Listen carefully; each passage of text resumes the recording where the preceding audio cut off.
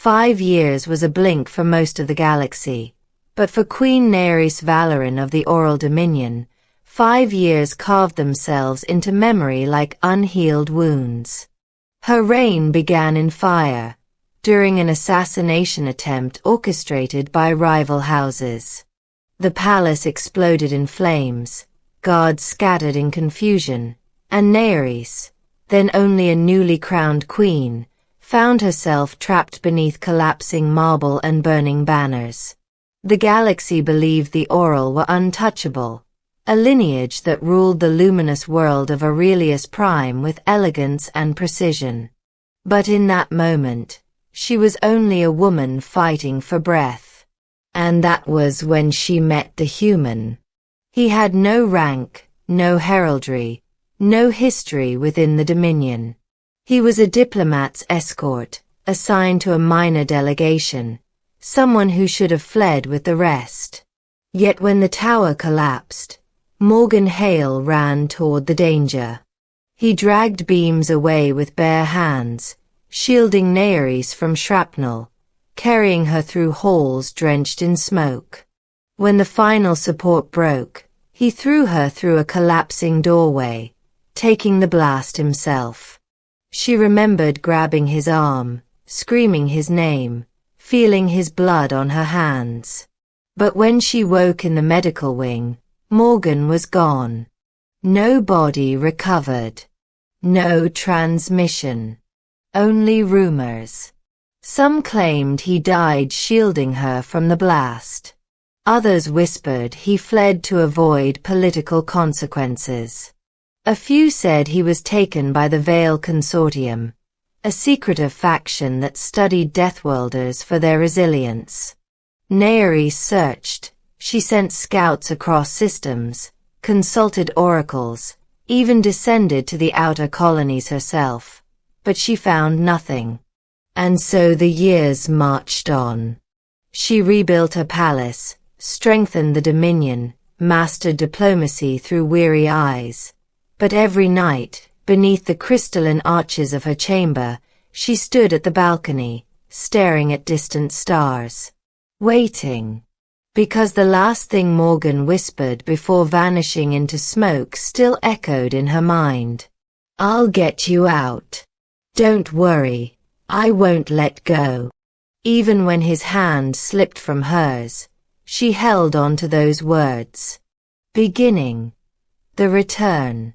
On the eve of her 5th coronation anniversary, Aurelius Prime glittered with celebration. Crystal spires shone like captured starlight.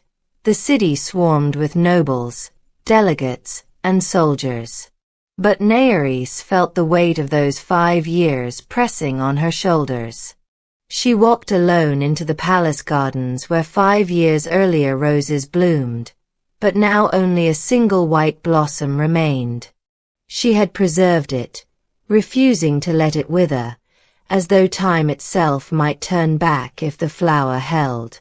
Thunder rumbled from the far mountains, and the security lights flickered. Naerys didn't turn when footsteps approached. She assumed it was her guard captain. Then a familiar voice, rougher now, scarred by years, said quietly, "Your Majesty." Her pulse halted. It couldn't be. It shouldn't be. But she knew. Naerys turned slowly. There he stood, Morgan Hale, 5 years older, leaner, face marked by pale scars, hair longer, eyes harder, but undeniably him. She felt dizzy. "Morgan." He bowed, not like a soldier, but like a man unsure if he belonged. "It's been a while," he murmured. Naerys exhaled a trembling breath, unsure whether to strike him, embrace him, or demand answers. Instead, she whispered the most fragile truth. "I never stopped searching for you." Morgan's jaw tightened. "And I never stopped thinking about you." The words lingered between them, too heavy, too late, but real. Middle. scars revealed. They walked through the quiet halls, past guards who froze in disbelief and nobles who whispered like wind through broken glass. Naerys led him to her private council chamber, dismissing all attendants. Only when the doors shut did she allow the mix of hurt and relief to surface. "You disappeared," she said softly. "You saved my life, then vanished like smoke." Morgan didn't sit. His hands clenched at his sides. "I didn't vanish. I was taken." Naerys felt the air grow colder. He spoke slowly at first, then with growing steadiness. How after saving her, he was captured by the Veil Consortium, those who believed Deathworlder biology held secrets to shaping perfect soldiers. He spent years in hidden labs, surviving simulations, forced to fight engineered beasts and endure experiments that tested both mind and body. Yet through all of it, one image anchored him. "You," he said quietly. "Bleeding. Afraid. Alive because I held on as long as I could." Naerys swallowed hard, throat tight. "And when I finally escaped," Morgan continued, "I came here first. I just didn't know if you still wanted." He stopped himself. Naerys closed the distance between them. "You saved my life," she whispered. "I never forgot. I never replaced you." Silence. Charged. Electric. Morgan's voice broke. "I didn't return sooner because I didn't want you to see what I'd become." Naerys reached out. Not touching but close. "Let me decide how I see you." Morgan met her gaze. For the first time in 5 years, Naerys saw not the warrior, but the man she remembered beneath ash and blood. Crisis. Shadows stir again.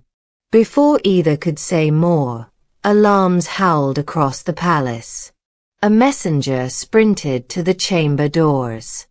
"Your Majesty, the Obsidian houses have launched drones along the borders. They demand your abdication or they will breach the capital." Naerys stiffened, fury rising. The Obsidian houses had long conspired against her rule.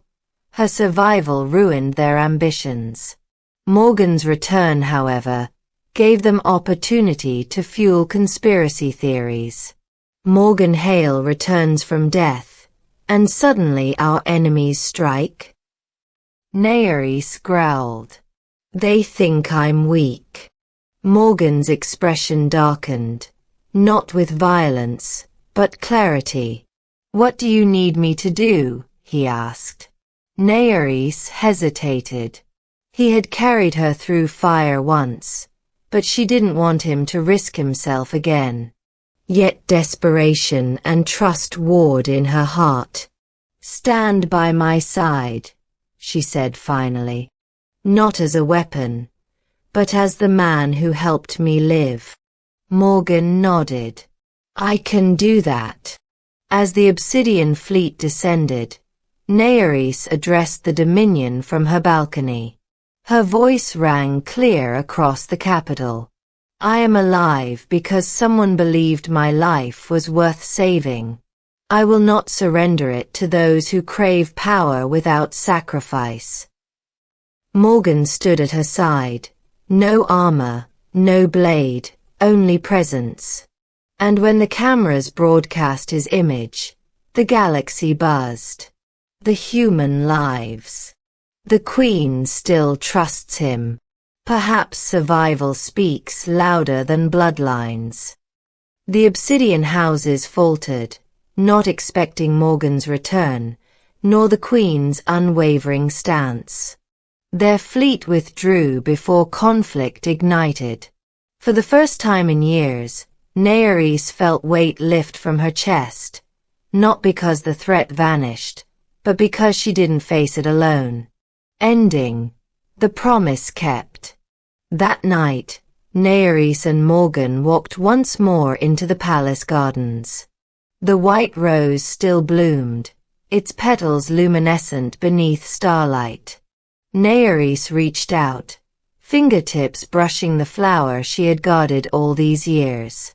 "I thought I kept this for memory," she murmured, "but now I see, I kept it for hope."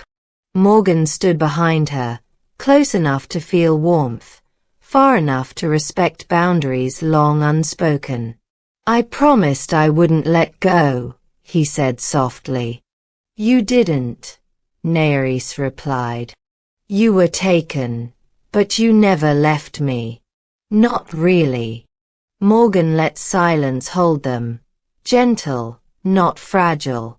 "What now?" he asked. Naerys turned, meeting his gaze, steady, resolute. "Now," she said, "I learn who you are today. Not just the man who saved me, but the man who came back." Morgan's breath caught. "And if I stay?" Naerys smiled, not royal, not formal, but human. "Then 5 years of waiting will finally feel like time well spent." Morgan reached out, and this time, Naerys placed her hand in his. Not as queen and protector, not as debt and savior, but as two souls who survived fire and distance and returned not to what once was, but to what still could be. He held on through hell. She waited through years. And together, beneath alien stars, they began again.